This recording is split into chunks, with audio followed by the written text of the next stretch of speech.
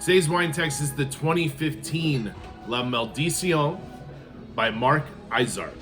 So guys, when it comes to being a wine professional and something that I've done for many years, family-run small production wines are the heart and soul of the wine industry. And this wine itself is easily one of the coolest stories and one of the most kind of inspirational stories when it comes to making wine.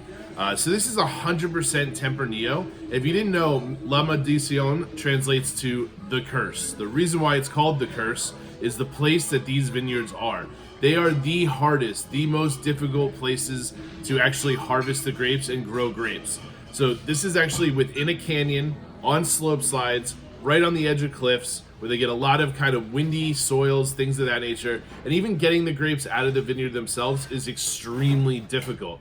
They call it the curse because many people over the last 50, 100 years have been trying to make wines out of these vineyards or using these grapes, and it tends to be very difficult and most of the time not very successful.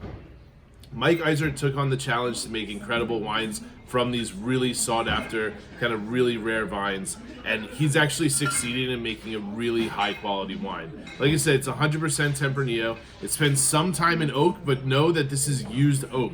So it doesn't really have an influence on the wine. You're still gonna have that Tempranillo freshness up front, but not what you think of Rioja or Ribera del Duero, where they use oak to make it a little bit richer and a little bit more of a kick.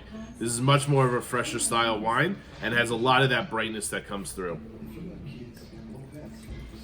This is actually grown on mostly sandy and clay soils, which I expect that to be a pretty prominent part of the wine, but it's super minerally as well. The deposits where these canyons were, you're talking about millions of years of erosion from rivers that eventually dried out, and then someone decided to plant these vines here, and he's kind of taken over and been able to express that in his wines.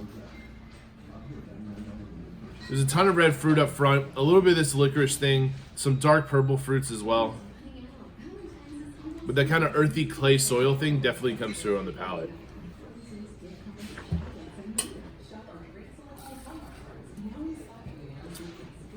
Plenty of structure there, but still a wine meant to be, consumed fresh.